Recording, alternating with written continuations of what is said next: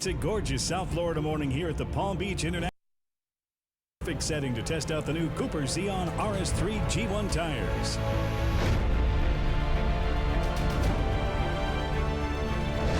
It's a pretty brave move to put these tires on straight-up race cars. The racetrack is the perfect scenario for this particular tire. All day they were great, super predictable on the breakaway. The tires, they seem like they have a lot of grip. You'll get a lot of use out of the tires.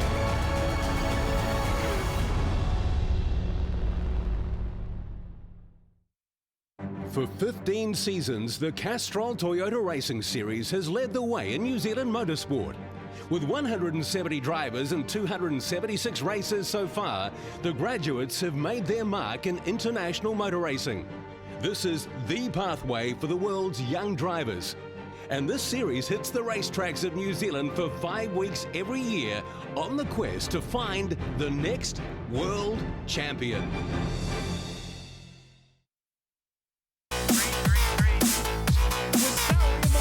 Look at this freight train as now the Lucas dives down to the inside. 3 wide through turn 4. Something's gotta give.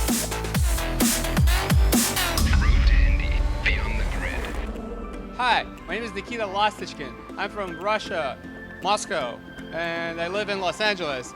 And I also drive for Exclusive Autosport, car number 90, Indy Pro 2000. I'm from Russia originally, but I moved to California when I was 16. Yeah, it's been pretty wild. What can I say?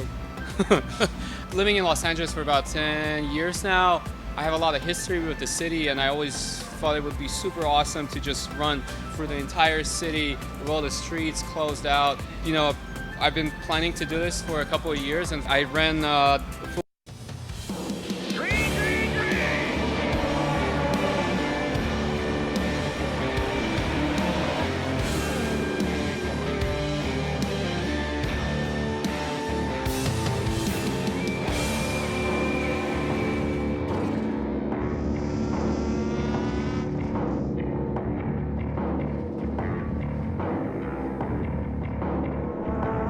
Harrison Scott across the yard bricks.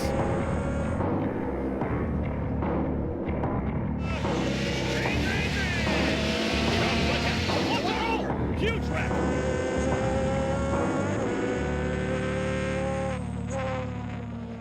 This morning than yesterday afternoon. 67% humidity, obviously pressure falling with the storm system just to the south, potentially impacting us after a short amount of time. But very honestly, right now, looking at the forecast, it's cleared out for the foreseeable future. So we may get through our day today. Wouldn't that be something if we could get through today? You know, Wisconsin weather, wait 10 minutes, it'll change. Again, Rasmus Lynn on the front row, Stingray Robb on the outside of row 2. Row 3 is Kyle Kirkwood, Parker Thompson on the outside of row 2. In row 3, Nikita Lastishkin and Ian Rodriguez, a rookie campaigner in the 5 machine. On row 4, the 68 of Daniel Frost, Felipe Dennis in the 98 in the 8th starting position. Starting 9th, Corey Enders in the 7. Jacob Loomis, the Papaya Orange, number 9, will start 10th. Starting 11th, Moises De La Vera in the 6th. Antonio Serravalle and Charles Finelli not taking any times in the qualifying session, and they will start on the rear of the field in the lineup. And it looks like Finelli will not make the start as well today. Serravalle did make the call, so Finelli not going to be able to make the start from all things looking at the racetrack. As we continue to circulate here at Road America, Rob Hodden will join us here momentarily to get things underway. Field working the backside of the racetrack into the carousel now. Again, saw a few cars have some trouble in the exit of turn 10 yesterday. Get out in the marbles and get off into the gravel. Had a local yellow there yesterday. Full course caution during race number 1. Look to see things improve conditionally here. The sunshine coming out this morning. Beautiful conditions starting for this Cooper Tires Grand Prix of Road America, powered by Elite Engines. And the pace car coming through Marine Sweep. Kettle Bottoms now on the way to turn 12. And the fastest man in motorsports It's so fast he brought a guest, Rob Howden. Yeah, Eric, I got Colin Kaminsky up here with us. We thought we'd bring a driver analyst to join in on the action. Of course, we'll have a look, make sure we don't miss them. They're coming out of Canada Corner now. But, yes, Colin Kaminsky, a driver for Pabst Racing, coming off a fourth-place finish, I think? Fourth place today, yes, sir. Fourth place for Colin.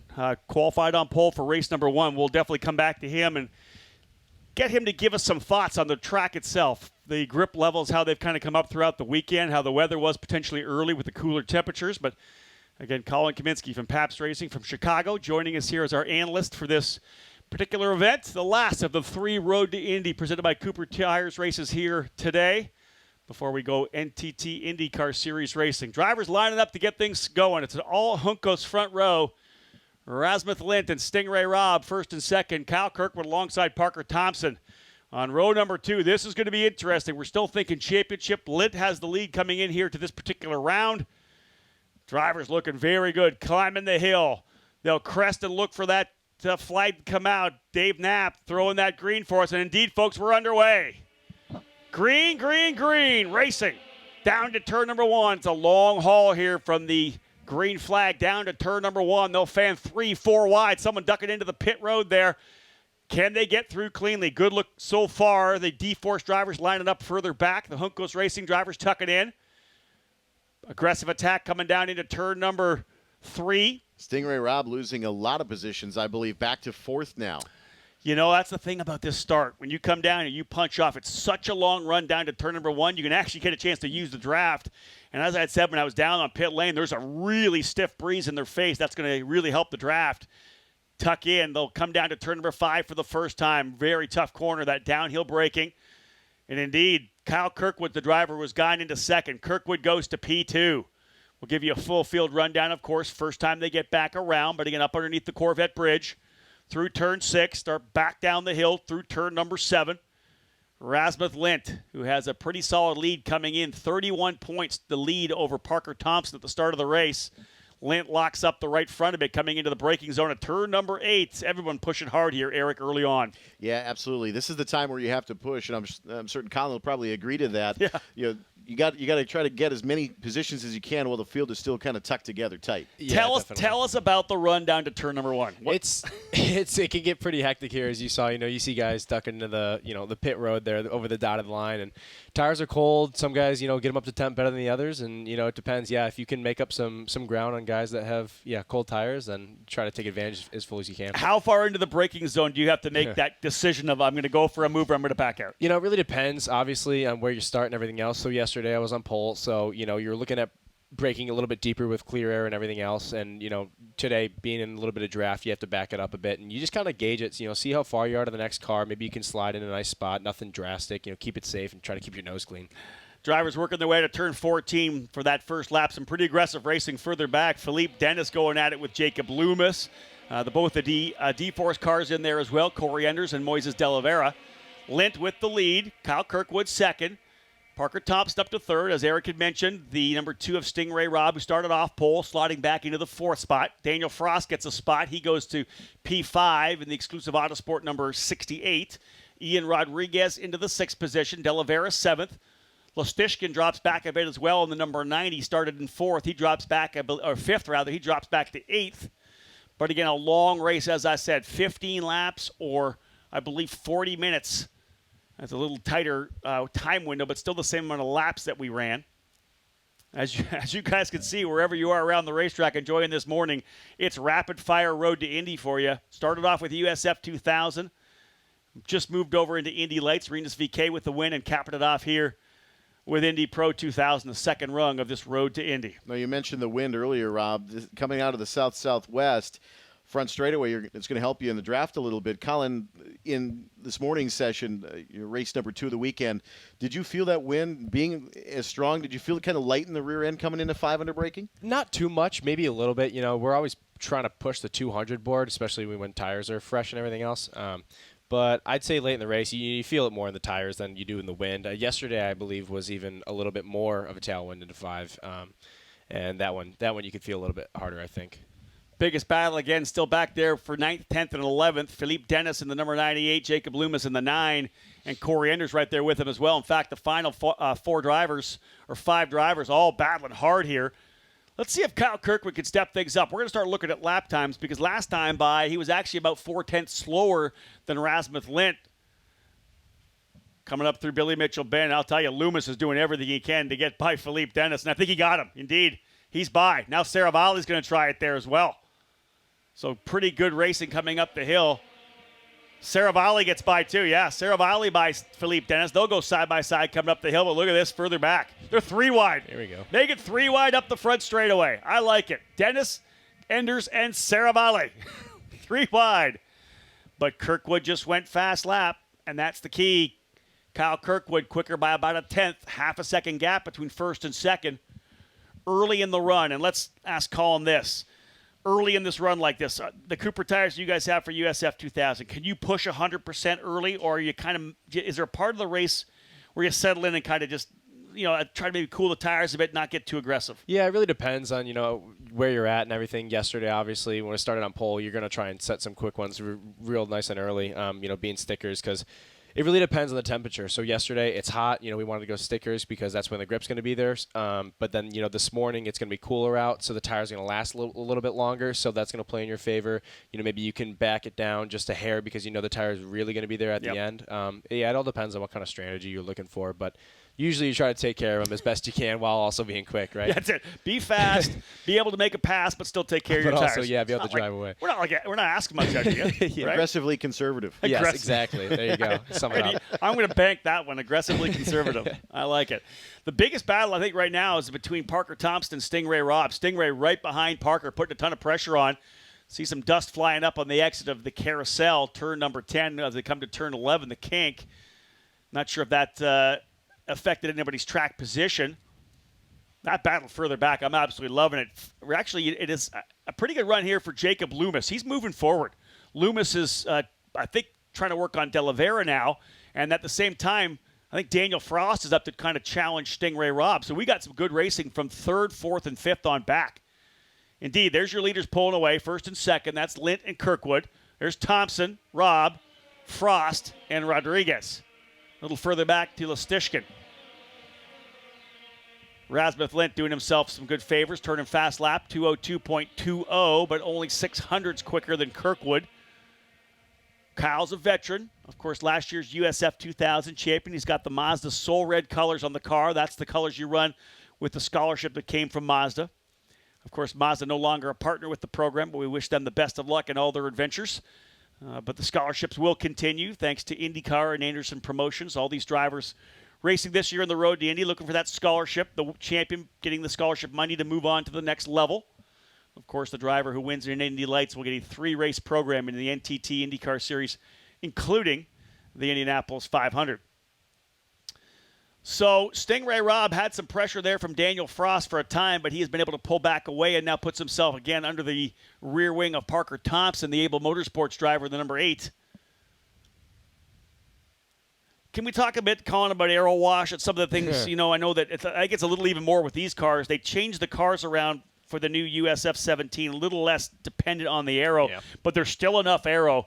When you're making that move, obviously through the carousel, if you're tucked up under somebody in the carousel, how tough is it to hold that car down to the line? It's kind of funny you should ask because that's where I went off today a little bit. Well, did you really? Yeah. So, you try to get on the inside as close to the grass as you can, and if the guy's going to be out a little bit wider, you're going to get that arrow. And like you said, it's definitely a lot harder for the Indy Pro 2000 cars. They're running more downforce than USF2000, but it's still going to make a difference, at those high speeds. So try to get down there, try to get the clean air, and then, if a guy's going to come and chop you, it's just like an oval. You got to lift, you got to anticipate all that stuff. And, unfortunately today I miscalculated just a little bit, ran a little bit wide in the carousel. That's how we ended up in 4th, but yeah, you do have to think about it. Talk about the feeling in the gut when the car starts going away on you there. No, it's not good. So you think you time it right, and you're like, okay, I'm going to go back to power, and then you know that you have your references the whole weekend where you have to be, and then you can kind of see, okay, you're a little over, and then it's like, all right, we might be getting a little bit of grass here. It doesn't feel good. You try to see if you can back out, and even if it's minuscule, it doesn't feel good. You kind of find yourself trying to close your hands a little bit to the corner, just a little bit more. Yeah, breathing off the throttle, closing the hands a little bit, trying to do everything you can to not totally kill your exit, but also keep it on the track. Still a strong fourth-place finish for you. You're on a nice momentum run. A couple of poles, podium at Lucas Oil Raceway, podium yesterday, top 5 today.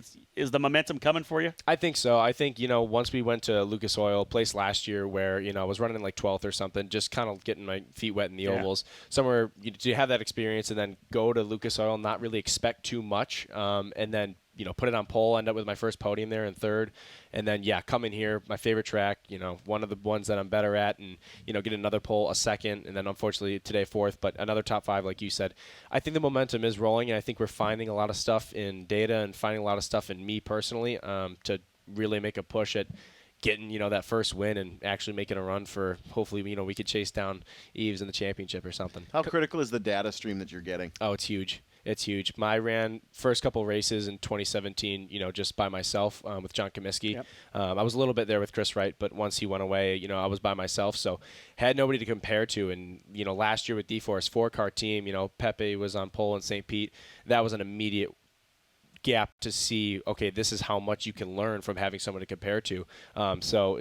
Coming into this year as well, me and Hunter are pushing each other, and Bruna and Juven, everybody's someone's quicker here, someone's quicker there. You can really learn. Colin Kaminsky from Pabst Racing, USF2000 driver, joining us here as our driver analyst for this Indy Pro 2000 main event, the second end of the doubleheader here in our final Road to Indy presented by Cooper Tires race of this Road America weekend. Rasmus Lint and Kyle Kirkwood have stretched away to about a 2.5-second advantage over a 3-driver battle now for the final position on the podium. Parker Thompson, Stingray Robb, and Daniel Frost going at it here. Stingray able to slide by. He's now into the P3 position. Parker Thompson runs 4th. Then it's Daniel Frost and Ian Rodriguez. And in fact, Stingray Robb about 2 seconds out. He's been able to gap that battle, so put the real fight here for 4th, 5th, and 6th. That's Thompson, Frost, and Rodriguez. Another 3 seconds back to Nikita Lestushkin. And then we've got Moises De La Vera. He and Jacob Loomis getting ready to line one up, because really we've got probably another 4 or 5 drivers within 2 seconds, 2-3 seconds, running 8th, 9th, 10th, 11th, and 12th. Oh, there's a move for the lead right there. That was Cal Kirkwood to the inside. Book it. He makes the move to the inside of turn number 5. Aggressive. Drives the car to the outside of the racetrack. New leader in Indy Pro, Kyle Kirkwood, who scored the victory yesterday for RP Motorsports Racing, has gone back to the point. Aggressive move to the inside of turn number 5. Colin, did you get a chance to see it? Yeah, that was a nice one. Laid on the brakes and kind of forced him out a little bit there. Kept it clean. That was a nice move. I'm always kind of the mind that if you're the guy on the inside, the apex is wherever you want the apex to be. If you've made the move to the inside, there's the pass there. You can see how much he let it go past the apex. Yep. And you can see him, he still gave him that half with the road, so it's clean, but it's just enough to where he's going to get that run off the corner there. The line I use a lot is if you own the apex, you own the exit. Yep. You know what I mean? And if you just go a little wider, as he did there, Rasmus is trying to get turned back around. Yep. And once you get on those curbs here, they're bumpy. You're going to have no grip. It's tough to make anything stick. Let's talk about that, because Eric, of course, he announces so many races here. He's watched people go through it. The cars, of course, the lightest of the Road to Indy, the USF2000 cars. What's it like coming over those rumbles? They look pretty aggressive. It's different in every corner. As you can see, Kyle gets a little bit wide there. That corner you always want to use every inch of that road, because you can go over there without bottoming out. But, like you saw in Turn 5 when Rasmus gets out there, those are a lot more aggressive. Same thing with Canada. You really feel the car, go over the bumps and get loose, and bad exits happen. So, and it's one of those points where you have to have the car pointed in the right direction. If you're loose coming there, it's just going to accentuate it. Exactly. Yeah, it's just only going to make it exponentially worse. If you're already pointed in the wrong direction, then you're trying to get the power down off the corner. That's just not going to happen. 0.4 of a second now, the lead for Kyle Kirkwood. He has put himself back to the point, and I'll tell you, a big weekend for Kyle. We kind of review the way his season's gone. He was very, very quick at the streets of St. Petersburg, both at St. Petersburg and the road course at the Indianapolis Motor Speedway. He had first lap incidents in each of one of the events of the doubleheader where he lost a front wing. So that means you're coming into the pit lane, you're changing the wing, you're going to the tail of the field. He also got a penalty for jumping the start at Indy, but he is coming back here at Road America, really trying to dig into the points. As they run on the track right now, the gap just 29 points between Kirkwood and Rasmus Lint. Stingray Robb right there, as well as is Parker Thompson. In fact, if you look at it, the points, the top 5 drivers on the racetrack as they run would be separated by just 33 points heading to Toronto. How much are you looking forward to Toronto, Colin? I don't know. I mean, obviously, I'm loving that track, and it's going to be awesome. And being in a really quick car is going to be fun. Paps was on pole there last year. Yep. But I think last year was, that was a learning year. It was the first time I was there. That definitely is a different animal than St. Pete. So that one was a little intimidating for sure last year. So now I'm definitely a lot more excited to have more experience on the road, the street courses rather, and see what we can do there. So I'm looking to go fast. And that's really what this is about. And I try to talk to drivers all the time from the start of the season to the end of the season. When you start your second year, I ask the drivers how much different they are when they first came to St. Petersburg. You've now been, as you said, you ran a couple of races, kind of a family team, running with John Kaminsky. You did a full season last year. This is your kind of second full season running in USF2000. How much different are you as a driver and your ability to give data to your engineer? How much have you grown over just a year and a half? It's night and day, Rob. I mean, oh yeah, totally. Because like we were talking, I had my first race here in Road America in 2015. I was 15 years old, didn't know what I was doing. Like my first time showing up in Mid-Ohio, Indy for the Chris Griffiths in 2016. I had pickup on my tires coming into the pits. Like I was barely even driving the car. It's like, so I couldn't even give my engineer any feedback. So it's been a huge learning curve. And yeah, like you said, now doing the second full year, you learn so much with data and everything else. And it's I've really grown as a driver myself. I've been able to see it on the racetrack. You've done a fantastic job. And I expect to see you battle for some race wins before this season's over. We're on the same page there. I would think you would be. Mid-Ohio is going to be a good one for you for sure, as will, of course, we go to Portland. Then we wrap things up for USF2000 at Laguna Seca.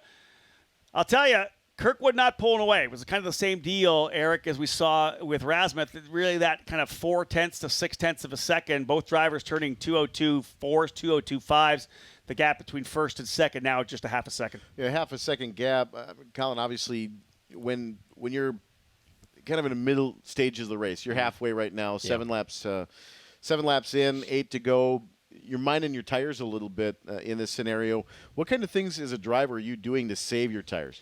I think it's just you tend to back it down. You're driving 10 tenths the entire race. Usually, I think if you can back it down, 9.7 tenths. It's just minding rear tires, especially here. You go through high-speed corners like Carousel, Canada.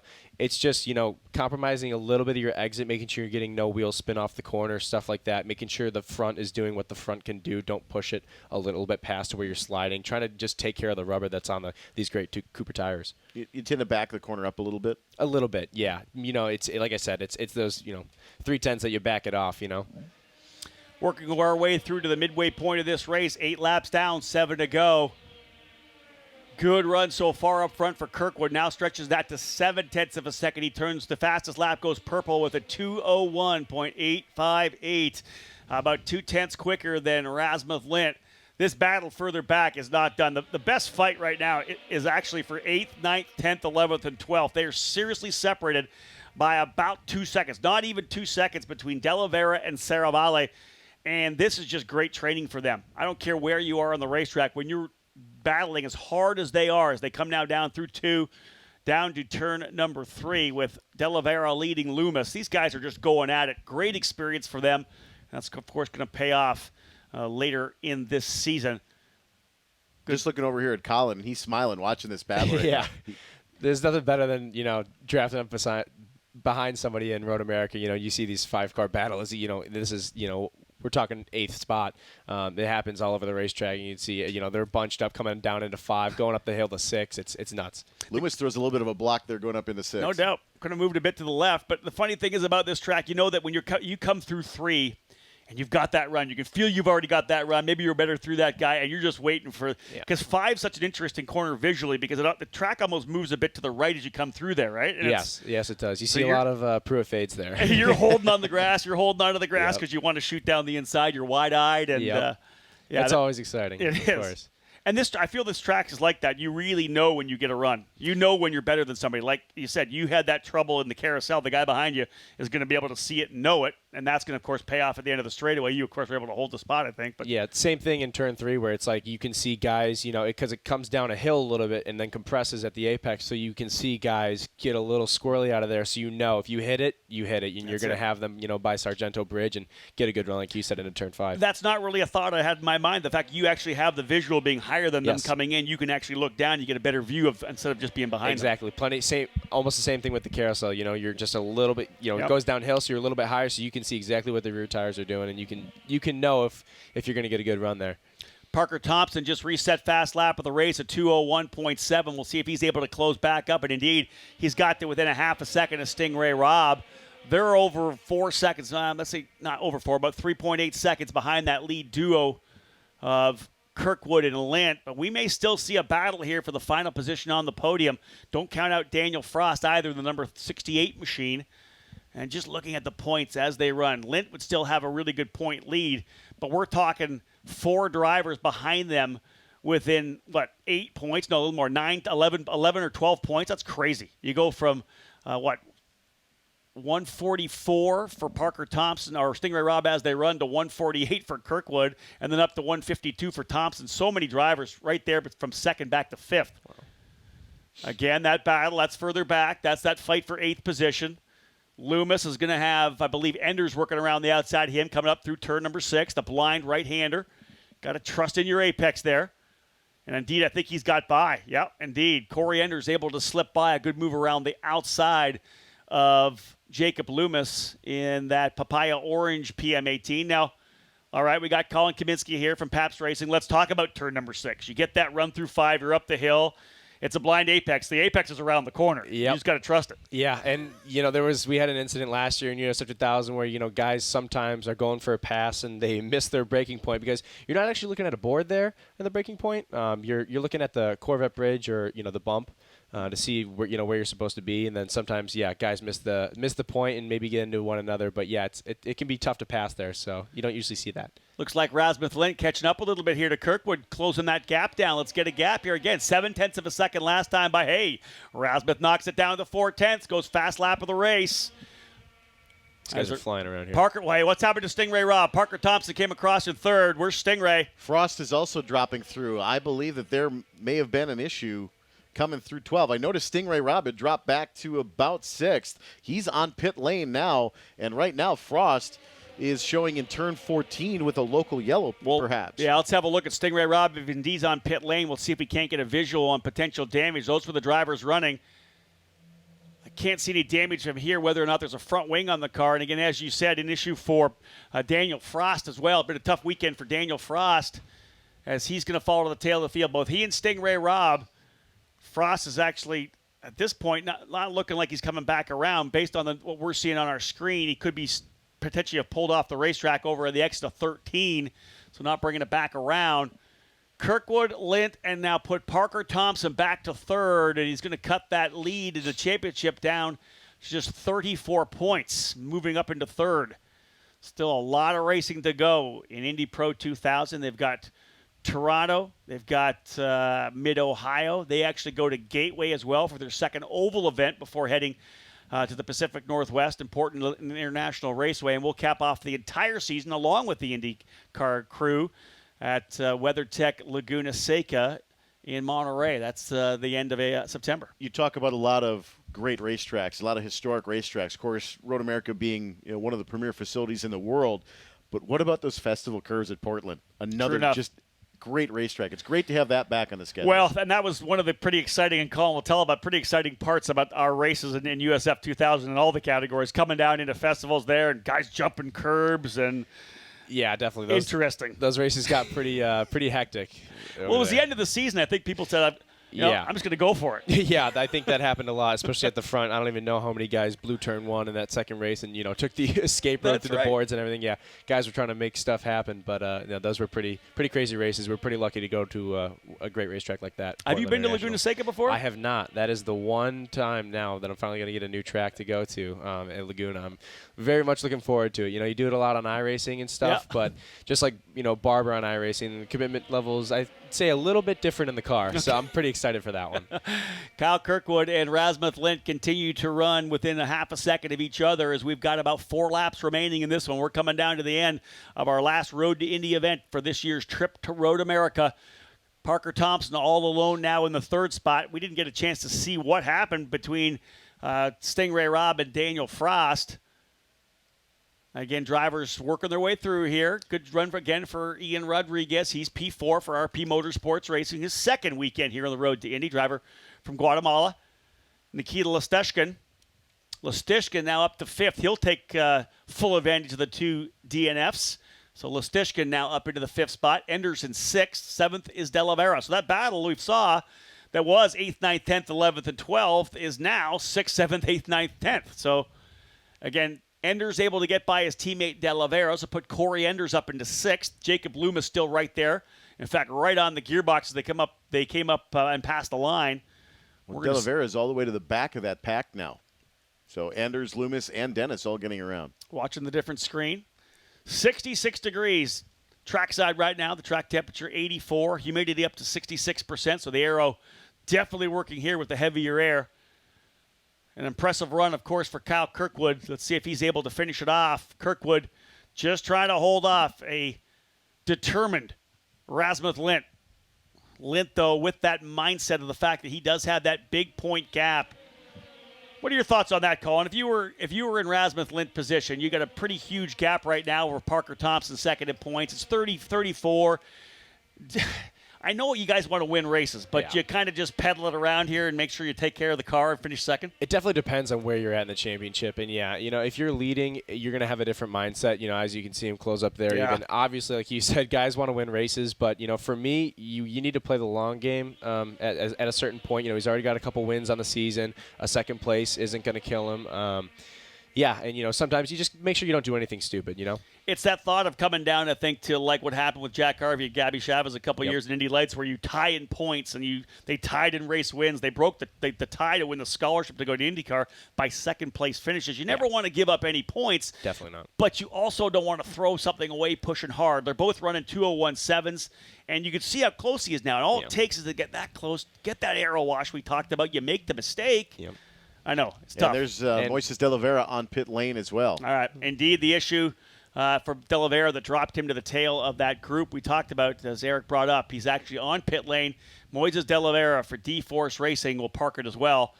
Stingray Robb continuing. They brought him down pit lane. I wonder if that was potentially a drive-through, if there was contact for him to come through like that. I'm not sure if it was a drive-through or potentially changed the front wing. I had noticed he changed positions before we lost Daniel Frost, so I'm not sure. It's possible that the lap or two before we lost Frost, that it may have been contact with De La Vera as well, because he looked like Stingray had gone a little wide in turn 10 on the exit to the carousel. So it's possible some contact could have occurred back there as he was getting shuffled through out of the carousel. How often do you find yourself kind of getting off in the marbles a little bit on exit in the carousel? Oh, God, that happened every time this weekend. It seemed like, I swear, this place changes year to year, Like, sometimes the line is all the way down at the bottom. Sometimes you're allowed to, slide it out on the exit. But for some reason, this weekend it was you really need to pin it down there, keep it on the white line, maybe even in the grass, using all the track, even until the exit. Otherwise, you will find yourself in the marbles. Kyle Kirkwood going 2/10 quicker than Rasmuth Lint, and as Colin had said, you kind of got to take care of your tires sometime. Even though these Cooper tires are fantastic, this track is historically rough on rubber, and Kirkwood taking care of his for sure. 201.7 to a 201.9. The gap now 0.7 of a second. Parker Thompson runs 3rd. The lap car actually of Stingray Robb between the lead duo and Thompson. So Parker closing up a little bit here on Stingray Robb. I'm sure Stingray will give him lots of room. But again, that's kind of your top 3 here. Kirkwood, Lint, and Thompson. The only battle right now looks to me like Antonio Saravalli and Philippe Dennis still going at it. Loomis is back about a 2.5 seconds from Enders.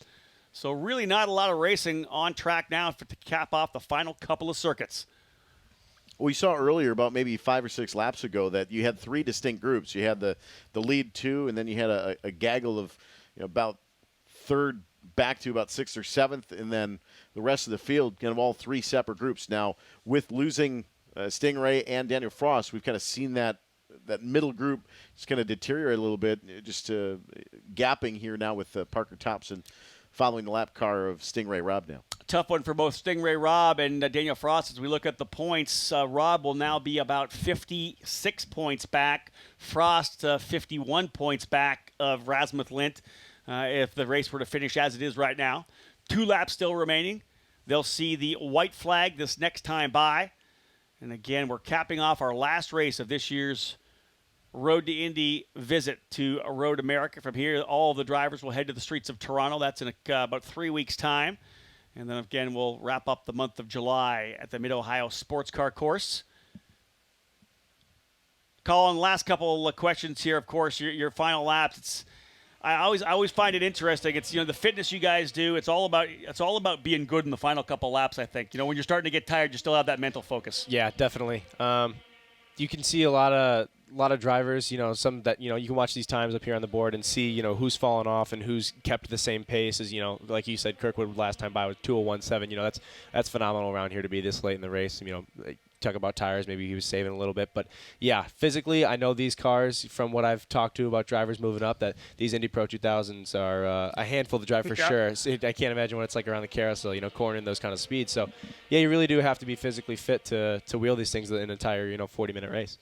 Final lap, ladies and gentlemen, and we will make sure that when we get to Victory Lane, we're going to drop the hammer there, too, as well. We got to make sure we vacate Victory Lane for the start of the NTT IndyCar main event. The driver introductions, I believe, happening down there. So we'll be out of there probably by about 10 to 11 or 5 to 11. 11 o'clock, I believe, driver introductions getting rolling. So, again, final circuit here. Kyle Kirkwood trying to hold off Rasmuth Lint, but Rasmuth not giving up at all. Closed up another tenth of a second. Again, as we talked about, you're thinking championship for Rasmuth, a pretty solid lead right now of about 34 points, or rather 24 points over Parker Thompson, 178 to 154. Rasmuth, who had an issue in the opening practice session, actually went off early in the practice, didn't get all those laps off in turn 5. He has, of course, come back strongly with a couple of great finishes here. He's padded his points a bit. Kyle Kirkwood's come back as well. He's most definitely in the hunt, just 5 points behind Parker Thompson. This championship's going to be super exciting by the time we get to Monterey in September.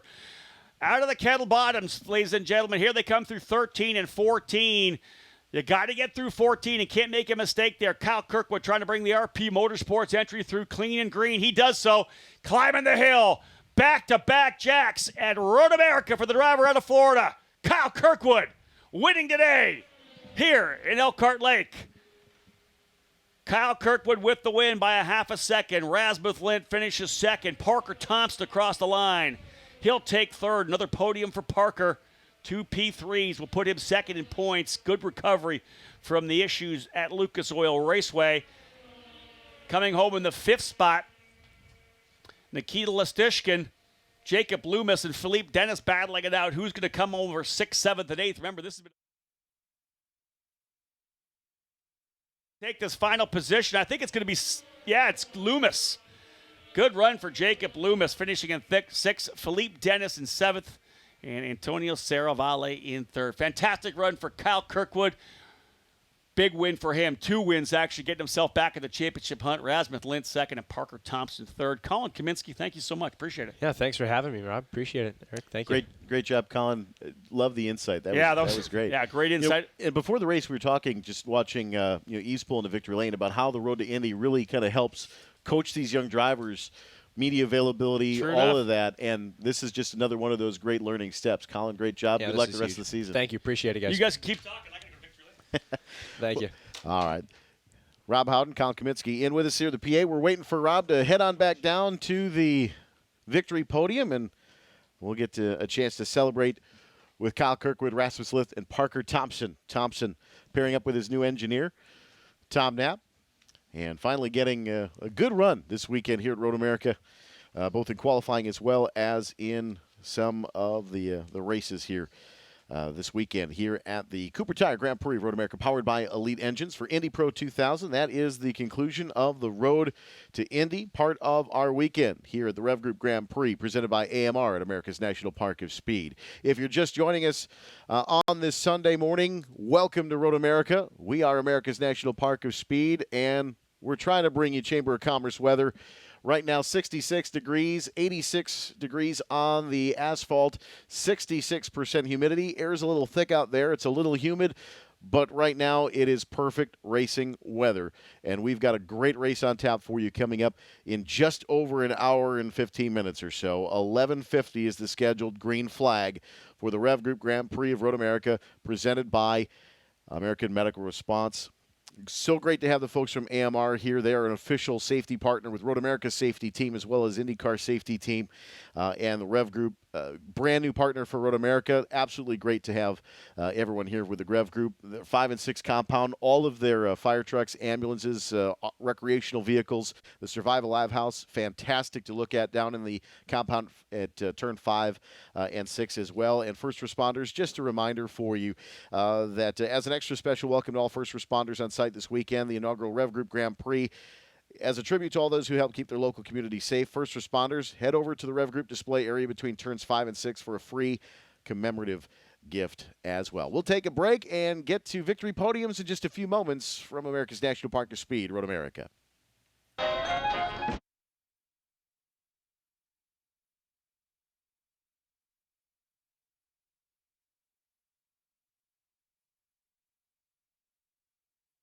It's a gorgeous South Florida morning here at the Palm Beach International. Perfect setting to test out the new Cooper Xeon RS3 G1 tires.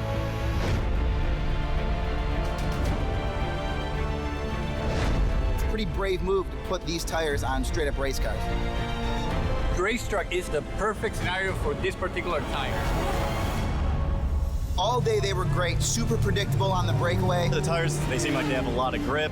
You'll get a lot of use out of the tires.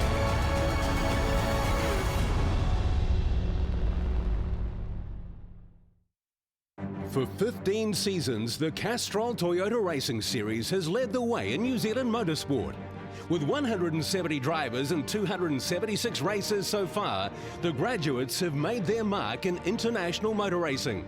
This is the pathway for the world's young drivers. And this series hits the racetracks of New Zealand for 5 weeks every year on the quest to find the next world champion.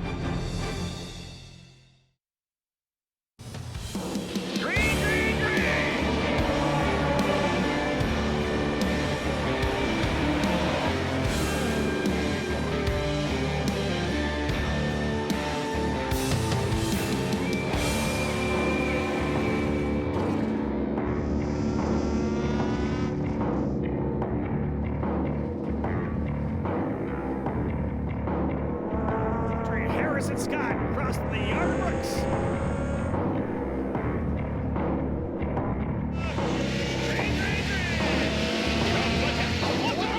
Huge wreck.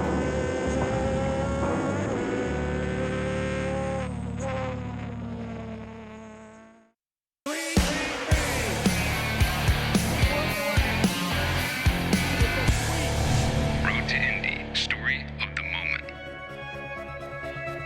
Excitement and domination were the primary plot lines as the Road to Indy's month of May came to a close with a trio of oval races on Carb Day. Serving as a secondary plot line was a series of impressive recoveries.